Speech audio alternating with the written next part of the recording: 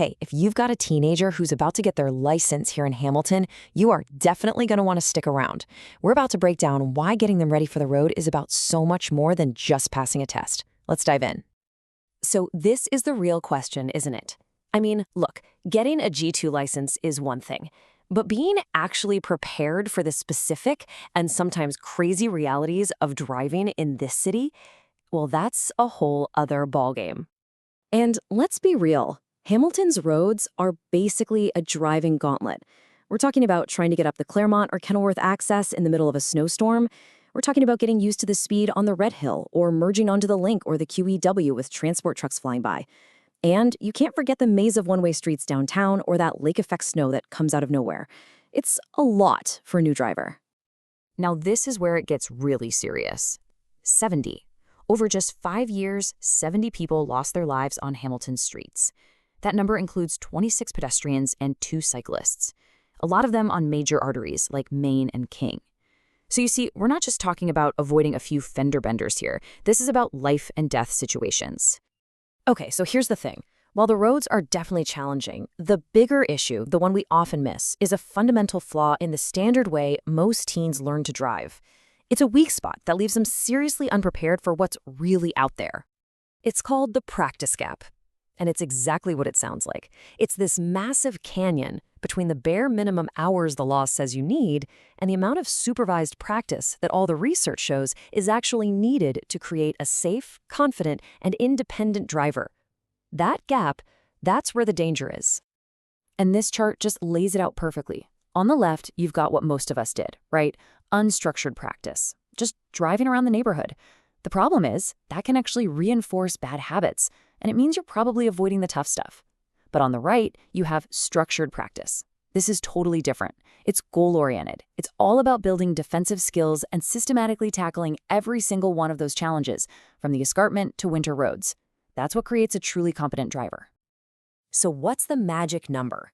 How much practice is actually enough? Well, the research is pretty clear. It takes 100 to 120 hours of supervised, structured practice to get the safest results. Now think about that. That is way, way more than what most teens get before they're handed the keys and sent out on their own. So this brings us right to the heart of it, doesn't it? Knowing there's a problem is one thing, but how do you actually fix it? How do you close that practice gap and make sure your teen is ready for the real world of driving in Hamilton? The answer is to find a program that was literally designed to fix these problems, one that's based on hard evidence of what actually prevents collisions, not just what checks a box on a form. And our source material points to Young Drivers of Canada as a great example of this, so we're going to use them as a kind of case study for what to look for. And honestly, this quote, which is backed by 4 different independent studies, it says it all. The goal isn't just about passing a test. It's about creating drivers who have way fewer collisions and tickets down the road. That's a powerful outcome, and it's the benchmark you should be looking for in any program. So how do they pull that off? Well, it really seems to boil down to 2 core things working together: a curriculum that teaches actual life-saving skills and modern tech that makes all that practice time way more effective. So let's look at the curriculum first. It's called the collision-free approach. Now, this isn't your standard how to parallel park 101. No, we are talking about critical skills like emergency maneuvers, what to do to avoid a head-on collision, how to recover if your wheels slip onto a gravel shoulder. These are skills that are almost never taught, but are absolutely vital for surviving Hamilton's roads. And here is the second part of that 1-2 punch. A really top-tier program is going to use modern tools to directly attack that practice gap we keep talking about. So an app like this is a total game changer. It uses GPS to track their drives and give them safety scores. It turns learning into a game to keep them from getting bored. But for you, the parent, the best part might be this. It gives you lesson plans for your supervised drives. Think about that. It reduces the arguments and makes sure every single hour in the car is actually productive. You can even set goals like mastering the Red Hill. All right, I know what you're probably thinking right about now. This sounds great, but I bet it's really expensive. And that's a fair question. So let's just tackle the cost head on and talk about the return you get on that investment. Look, any MTO-approved school will get you a standard insurance discount, right? Usually it's around 10 to 20%.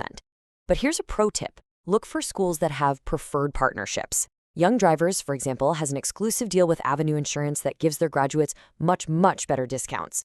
Over those first few years of driving, those extra savings can actually go a long way to offsetting the higher tuition. But let's be honest, the money is just a bonus. The real payoff, the real return on investment, is that feeling you get. It's the peace of mind every single time they walk out that door, keys in hand, knowing they have the skills and the confidence to handle whatever the road throws at them. You just can't put a price on that. So if this kind of all-in approach sounds like the right fit for your family, what's the next step? Let's just walk through the process. It's actually super straightforward. First, your teen gets their G1 license. Simple enough. Then you just contact a local school, pick a package that works for you, and schedule the lessons, which are usually a mix of online and in-car. Then you download the app, and the whole system guides that practice on local roads. So when it's time to book that road test, they walk in there feeling totally confident. And if you want to look into the program we've been using as our main example, they make it super easy to get in touch with the Hamilton location. And I gotta say, it's worth looking for a school that offers pickup from home, school, or work. That is a huge feature that just makes life so much easier. So we'll leave you with this final thought.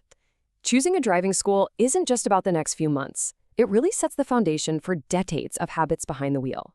When you think about it that way, it's really worth asking yourself, for a lifetime of safe driving, where do you want them to start?